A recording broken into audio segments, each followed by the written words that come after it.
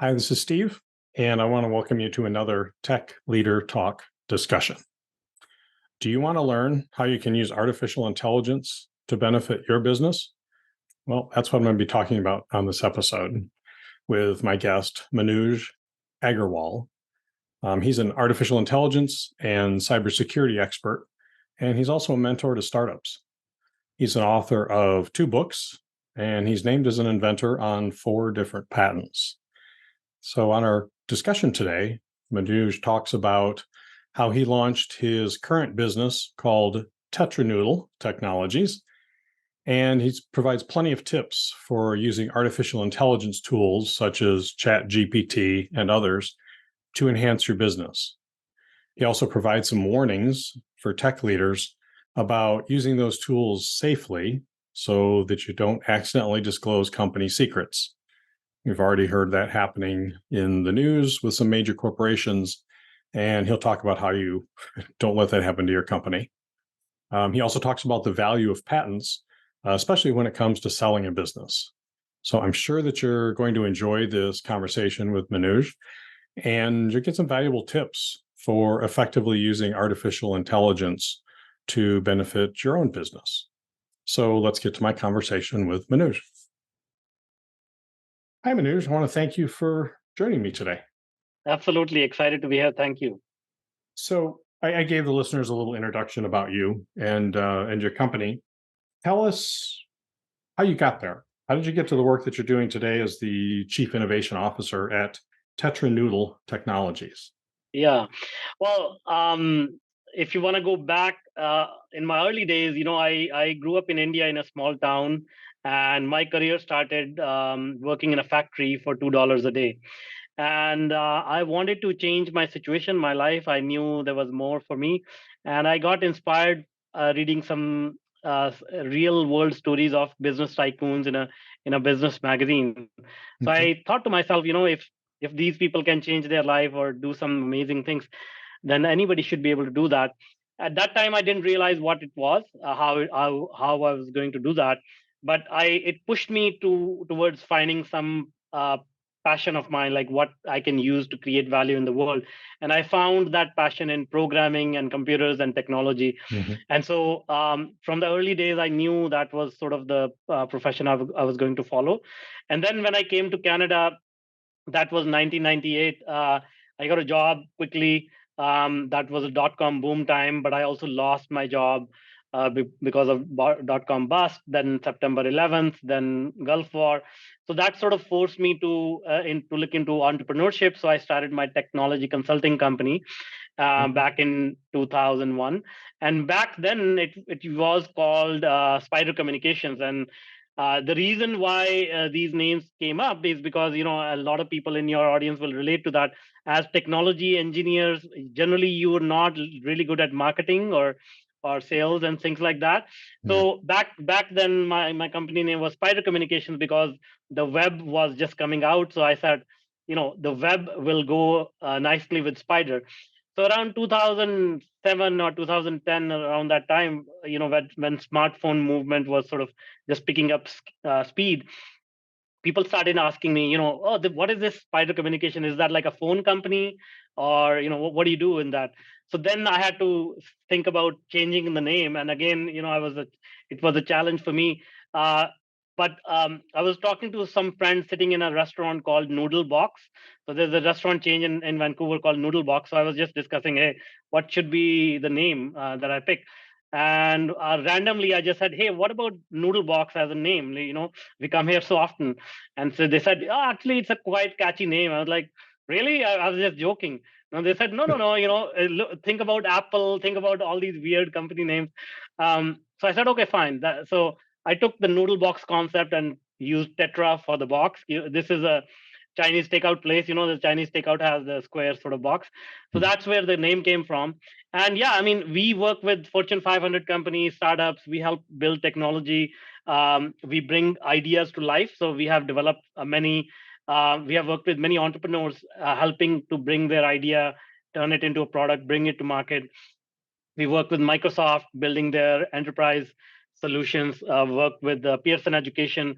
So our specialty is like, looking at a particular problem and then building technology, scaling technology, and also helping scale the business itself, because we've been in business for a long time, so we understand sort of the business side of things as well. Mhm. So yeah, technology and business is what is that we do. Okay. Yeah. And I know a lot of your work, or certainly some of your expertise, is around artificial intelligence. I think it's probably the understatement of the day that AI is a hot topic right now, and has been for a while. Mhm. What so what are you most I've got several questions about AI, but what are you most excited about as far as the opportunities and the potential of AI Yeah. in the coming years? Absolutely.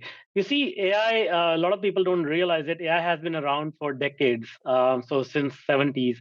And as people realize the power of AI, so you can name any of the richest person in the world. So Jeff Bezos, Elon Musk, Mark Zuckerberg, any of these people, they realize the power of AI very, very early. Like Amazon started in 1995, 97 or something. So people don't realize Amazon basically is a bundle of AI algorithms. They use Mm, AI to optimize the entire supply chain and entire sort of buying experience for the user. Same thing with Tesla. Tesla is not a car company; it's a data company. They right. collect huge amounts of data on their cars and drivers and optimize them. Facebook is basically just all AI algorithms. So people who realize the power of AI earlier on, they are basically ruling the world today. They are the most powerful and influential people, most wealthy people. The exciting thing that happened with OpenAI is that now the power of AI is in the hands of common person. Everybody can sign up for an account and harness the power of AI. What it is, what OpenAI has created is like a super intelligent entity that has the knowledge of entire collective consciousness of humanity, and it's presented in a very easy to use interface where you can interact with it, ask any questions. It's almost like an employee available to you who Yeah. has a medical degree, who has a law degree, who has an MBA, who has all PhD in multiple topics. So all of that knowledge combined available to you 24/7, and that's the power, that's the exciting thing about it. Mhm. So there are a lot of issues. So just thinking about some of the listeners who are either leading a small or medium-sized tech company, or maybe they're team members and they're working and trying thinking, well, gee, how could AI help my job or whatever? And there's risks. Do we hear about problems with AI? What should tech leaders or people on a tech team be thinking about as far as AI, or and if they haven't started integrating it much, where do they start? What's Sure.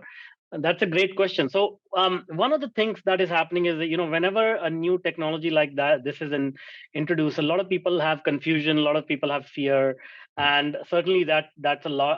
There's a lot of that. Whether it's going to take away my job, whether it's going to take away over humanity and kill humanity, but these fears are unfounded. The technology is not perfect, so I will advise people not to use it for like mission critical work. But let's say you are a leader in a tech company. We all face a lot of challenges, we all have questions as we go about our day managing a company or managing our career. So the simplest advice I give to people is sign up for a free account with ChatGPT and start asking those questions. So as I said earlier, ChatGPT is like a super intelligent human being capable of answering any questions. So when these questions come to your mind, start interacting with ChatGPT and ask these questions. Hey, I'm worried about this. What do you think? Tell me, brainstorm with me about the ideas I can implement today. When it gives you those brainstormed ideas, then ask, okay, what are the actions I can take right now to implement these ideas?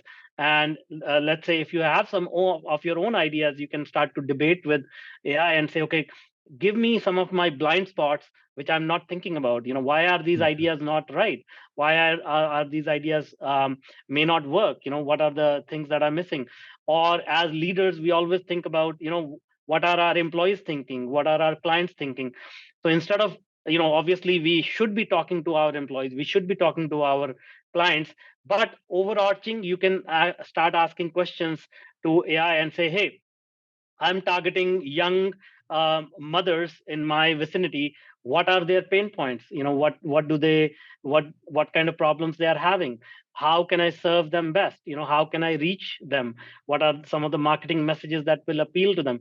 So you can see you can use AI to build a really powerful executive team for yourself. A CFO, a CMO, a CRO, CTO, and get the advice and get the steps that you need to take today to solve some of your problems. Okay.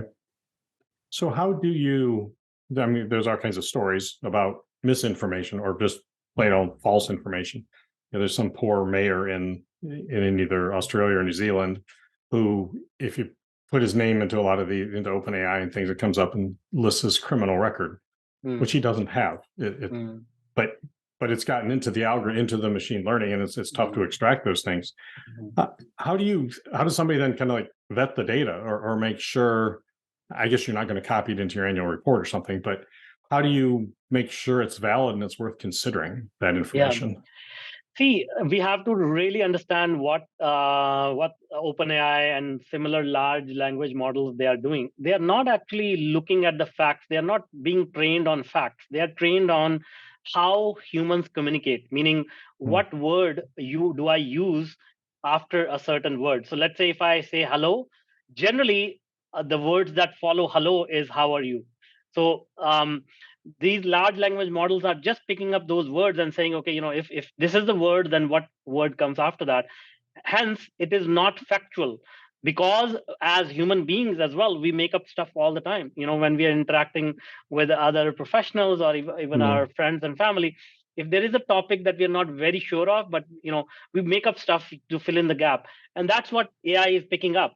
So to Okay. answer your question, it's always advisable not to trust AI 100%, specifically if you are dealing with some high stakes use case scenario where you have to submit it to a legal sort of entity, or you have to file a patent or something along those lines. You always should fact check what AI is giving you. But the benefit is that you can reduce your time on research, you can reduce your time on sort of coming up with the overall direction of whatever you're trying to produce, and that is a huge time saver. You can also get some Yeah. new ideas that you have never thought of, and so your creativity starts to increase.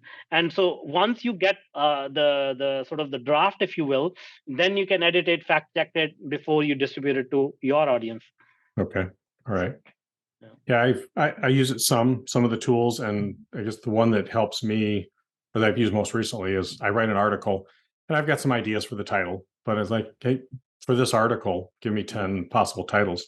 Yeah, And yeah, I've never used any of them verbatim, but I kind of have my ideas like, oh wow, yeah, this is a better word. Oh, I like this yeah. approach. So I sometimes take a couple of them and combine them together. So Absolutely, absolutely. that's not really factual. Mm, That's kind of different. mm, How so part of this, it seems like I hear about people talking about the prompt or the almost prompt engineering mm. that the prompt you give to the AI tool is going to dictate maybe the quality of what you get back. Yeah, How yeah. do you think through that? What are just kind of some of the basics to make sure you're getting the best results or the most on point Yeah, yeah. based? So, so let me answer it in this way, right? So, first of all, what is a prompt? Prompt is a question you ask this super intelligent entity, right? So, we have been taught all our lives to find the answers. But in my opinion, people who can ask better questions, they can also Mhm. get better answers. So, Yeah. this is like a sort of a basic human trait. Ever since we walked out of a cave, as we evolved, we kept asking questions. Hey, is there a better way to live life? Is there a better way to find food? Is there a better way to establish civilization? And when we sought answers to those questions, that gave rose to all these inventions, all this progress that we have made, Yeah. right? So a prompt is nothing else but getting better at asking questions. And when you interact with AI, you will feel you are getting better at asking questions, because as you interact with AI, it is not going to judge you, it is not going to mock you, it is not going to make fun of you for asking a stupid question. But Yeah. the next question you will ask will be a better question than the first one, and the third question you ask will be better. So now you can see it is actually expanding your mind, your creativity, and your intelligence as you interact with it. And the way to think about AI is like a chameleon. A chameleon can take on any form, any color. Basically, how do you call it? What is the name? It can disguise itself based on the surrounding. So Yeah. when you engage with ChatGPT or similar large language model, the first thing you should do is you should ask it to assume the role of the person who you are asking the question. So let's say if you're if you're doing research on the market and you're targeting a specific market segment. So let's take the previous example, young mothers in Vancouver, let's say. So I will say to ChatGPT, act as a young mother living in Vancouver. In the suburb of Vancouver, you're driving this type of car, you're making this type of money, and now AI has assumed the role of um, that female human being, and now you can interact with AI as if you're talking to a real a Yeah. young female mother Yeah. in living in this in this vicinity, and what are the typical problems she is facing, what are her life goals, what happens in her mind. So you can start to interact with AI as if it was that human. Okay. That's interesting. I didn't know you could do that. I haven't tried it. I will experiment with that. Mhm. I've seen some people do something where they took their standard operating procedures and say, translate these as if Shakespeare wrote them, and Yeah, yeah, yeah, that's yeah. more humorous, but it Yeah, actually yeah, does a pretty good job. yeah, yeah, yeah. So, I, there's been some articles in the news about one in particular, a tech company whose engineers were trying to fix some software code, and they uploaded it into Chat GPT or some tool, and then because that was more public, it got disclosed publicly, and it was proprietary technology. Um, what do company leaders have to be aware of? How do they have to kind of talk to their team members and maybe limit what you do so they don't have that happen? Yeah, so that's a great question. See, ChatGPT is an open platform. It is not bound by any enterprise rules, any restrictions. So it's like the wild, wild west of the internet, just like any other part of the internet. So my word of caution is like whenever you are sharing any data or doing some work with OpenAI or these public channels, public platforms, be careful about what data you are sharing. Any legal documents, any secrets, anything that is very high value. I don't think you should use them on these public platforms. Now, that being said, companies like Microsoft, Google, and some others, they are introducing enterprise solutions where you can safely upload data and then use ChatGPT like interface to ask the right questions. Mhm. So my advice is to dive into, like, look into these kind of enterprise systems and then make sure that they comply with your enterprise policies, and then you can easily upload your documents and ask the relevant question. So and then the other thing is, do not forget, this is only, we are talking about 6 months earlier this was released, right? So compare that to other industries like construction, automobile, energy, who have been these industries have been around for centuries, and so how far they have come since they started. So we are just at the Yeah. infancy of this whole thing. But the exciting thing is, even in its infancy, it is so powerful that we can only imagine how it is going to transform the world in the next 5 years, 10 years, 20 years, right? Mhm. Yeah. Okay. Interesting. What So, like some of the companies that you work with or that you're aware of, do they, I don't know if restrictions, now maybe not the right word, but do they strongly advise employees to and kind of give some guidelines? And basically, I mean, because I work in the patent field, so if I was talking to inventors, don't put your invention details into Chat GPT, just like you wouldn't publish them in a white paper if you Mhm. haven't, protected it with at least a patent application. Yeah.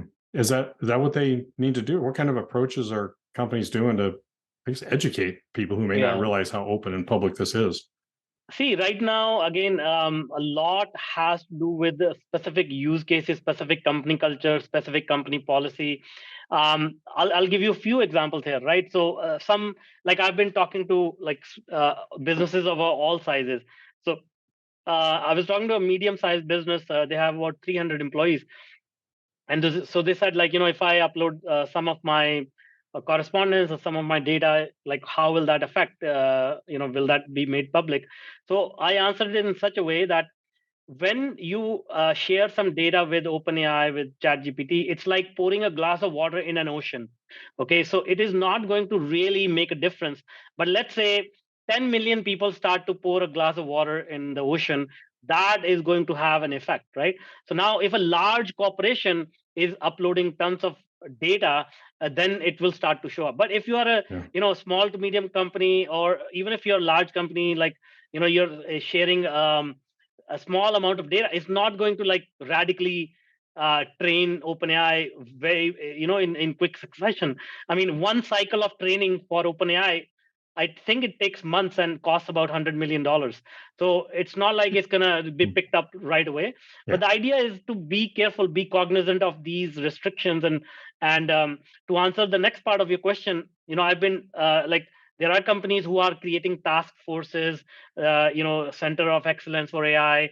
I've been talking to a lot of universities. They are training their students to actually embrace AI, embrace Chat GPT, because they realize that fighting it or double checking whether a student has written an essay using Chat GPT, that's not going to lead anywhere. It's going to just create more bottlenecks in the system.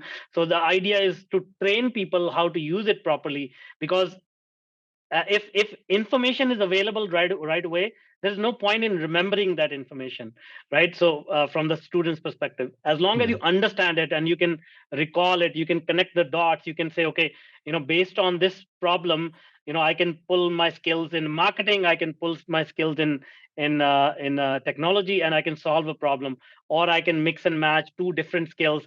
So these are the kind of sort of things that will become more and more valuable moving forward, rather than just remembering facts, or able to understand a document, things like that, right? Yeah. Yeah. It's interesting that I guess with Chat GPT and you're looking at the education systems and others, it's almost like there's new business opportunities to Mm. analyze where did this come from, or to fact check Chat GPT or other tools. So Yeah, exactly, it's exactly. interesting. Mhm. So I know when I was looking at some of your background, you mentioned that you have several patents related to artificial intelligence, Yeah. and that's the world I work in. So whenever I have a Mm. guest with patents, I'm just curious. Don't necessarily need any of the details, but how have those helped you or the companies you worked with with their development and with their products? See, so after working through these patents, of course, what they provide is a lot of value to the company that has created that patent. And generally, what I found is that um, these patents come in really handy when they are selling the company, because that intellectual Mm. property, a larger company values the intellectual property and they can protect it. At the same time, what I also realize is that a lot of people misunderstand patents, and they think that a patent will sort of ensure that their invention will be safe. But as we know, a patent is basically going to give us the ability to protect that IP. And in order to protect it, you'll have to file litigation if somebody encroaches the patent and everything.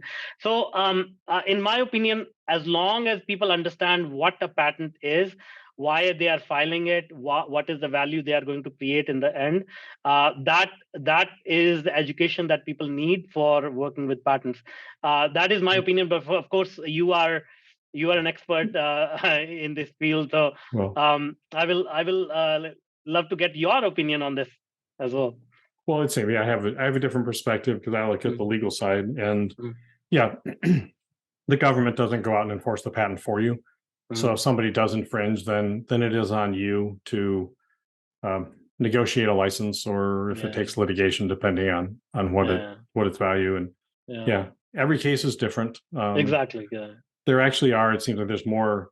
If you have a good case, there are more companies out there that actually are helping fund the litigation Okay. for small companies that otherwise couldn't afford it. They of course get a piece of Yeah, yeah, recovery yeah, or yeah, royalties, but yeah, um, yeah. so maybe that helps. That's outside Absolutely, my area of absolutely. practice, but Yeah, it's yeah, yeah, interesting.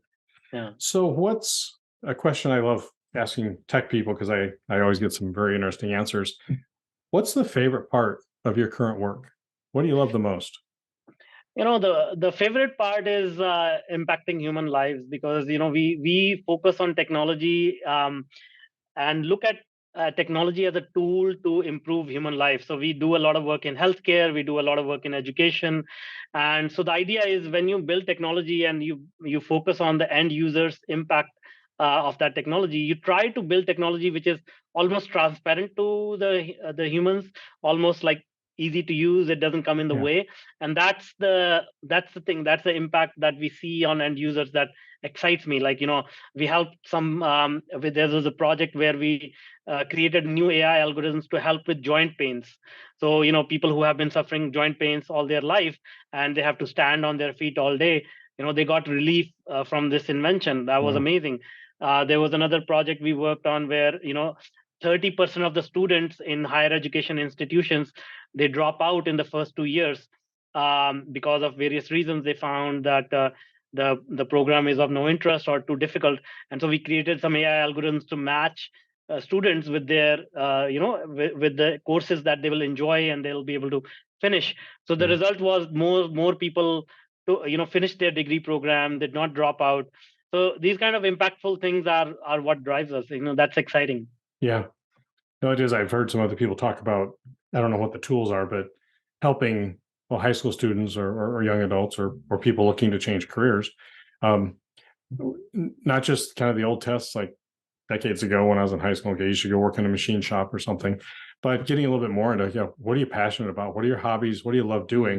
And then try and find a way to make that part of your, at least a portion of your job, is doing Exactly. something that you really love. So, Yeah. okay, that's Yeah. great. Yeah. What's with all the issues and all the potential of AI, what's the biggest challenge you think that, especially that a tech company leaders are facing when it comes to AI today? I think first of all is resourcing. Getting talent, people who understand AI to help them uh, embrace it. The Okay. second, the second problem is, again, getting in our own way because of this fear, misinformation, all of that stuff. So once we can put that aside, the biggest challenge is going to be how fast we can adopt it, because I believe this is such a big opportunity, a biggest wealth transfer that is going to occur. IBM CEO has said there that in the next 7 years, AI is going to add $10 trillion to the world GDP.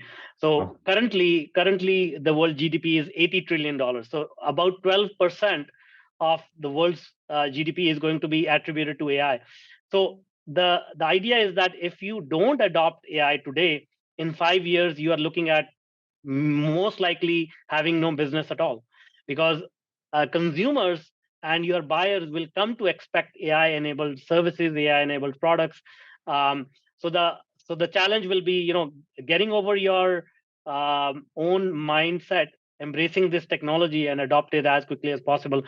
So once again, imagine if somebody came to you in 1990s and said, hey, do you have an email address, do you need a website? Most people will say, oh, I have my phone line, I don't think I need an email address. But then one day a guy named Jeff Bezos started a website, and he became yeah. the richest person in 20 years, right? As compared to so many other industrial families who have been around for centuries. And so that is the impact that is going to happen. So do companies, I mean, obviously this can vary by size. They either need to find maybe consultants to help them with this, or if they're larger, to start hiring for this position, somebody to help with the AI and maybe help with the security issues in the company, training Correct. employees on prompts Yeah, and just maybe helping stay up on the technology, helping the leaders exactly. understand what Correct. they need to do. And just like you have a lot of IT experts today that we didn't have decades ago, this is maybe a new area. Exactly. Yeah. So the idea will be, as a leader, think where you want to be in 1 year, think where you want to be in 2 years, work backwards, come up with a strategy, break it down into smaller sort of baby steps, and Yeah. then start executing. Whether you do it on your own, whether you create an internal team, whether you work with consultants, the idea is to get going. Okay. Yeah. So what is it that you and your team are kind of working on? What are your big projects for the next year or two? So internally, what we specialize, obviously, we help as a technology consulting company to help other businesses adopt technology, specifically around AI. But we also have expertise internally of building products. So one of our expertise is neuroscience and AI. So how do we align Okay. neuroscience with AI? Because as we know, like this whole world is basically run on emotions. Every product and service is attached to an emotion that the customer is feeling or wants to feel. And so neuroscience tells a lot about how specific imagery, specific wording, specific text can create those emotions, can create Yeah. those sort of neuroscience, the reactions in your mind. And so once you start to put it together, it has many implications, like helping companies build a better culture, helping companies build more customer loyalty, higher customer lifetime value, these type of things. So we use this paradigm of mixing neuroscience with AI to help companies grow rapidly and make a bigger impact. Wow. That's interesting. That's cutting edge. Mhm. But so AI obviously is providing a nice tool to help with that or to Yeah, accelerate it beyond where we were 10 years ago or exactly. less. Okay. Well, that's interesting. I'm going to look forward to continuing to watch what you're working Yeah, on and see the new things that come out. yeah. What's another question? I read a lot of books, and I always love to ask guests if they have a favorite book because it helps me build my reading list. And a lot of Yeah, yeah. the listeners do too. Do you have a favorite book that you've read recently? Fiction, Yeah, nonfiction, doesn't matter. I'll share two books. One is Mhm. The Principles of Work and Life from Ray Dalio. So he's one of the most successful hedge fund managers in the world, and his principles are sort of also related to the same thing that I described, which is neuroscience and human psychology and data. So you'll get a lot of insights from that. And the second one is a religious sort of book, Bhagavad Gita. But when you start to understand life a little bit, it's got a very deep meaning around how to live and conduct your life. And so it's Okay. almost like a science and psychology self-help book kind of. Okay. Interesting. I haven't heard of that one. So I will get those book titles and links in the show notes in case anyone Mhm. wants to find them. So Mhm. thank you. So Mhm. my reading list continues to grow, which is good. I love Absolutely. that. Yeah. So, well, it's been a great conversation. There's a lot of talk out there about AI, and this, I think, for me and the listeners, it gives them a little bit more focus, a little bit more understanding, and and how to leverage it, and not be Yeah, afraid of absolutely. it. Don't be intimidated. Just Mm. realize we all learned how to use email and all these other Yeah. tech tools, and this is just another one. Exactly. So it's a big one, but Yeah. so well, I want to thank you for your time. Absolutely. Thank you so It much. was great to talk with you, and look forward to staying in touch. Absolutely. Thank you so much for having me. Thanks. Mhm. Oh, I didn't ask if people want to get in touch with you. Sorry, I put this in earlier. Um, where's the best way for somebody to reach out if they have questions or just want to learn more Mhm. about what you do? So you can connect with me by going to manuj.ca. So that's there. I list all my social profiles, or you can visit my website, manujaggarwal.com, or just find me on LinkedIn. Okay. Yeah. Okay. Well, thank you. I will get links to all those in the show notes also so that people can Thank you find so much. them easily. Yeah. So Yeah. thanks again for your time. I appreciate it. Absolutely. Thank you. Thanks. Bye.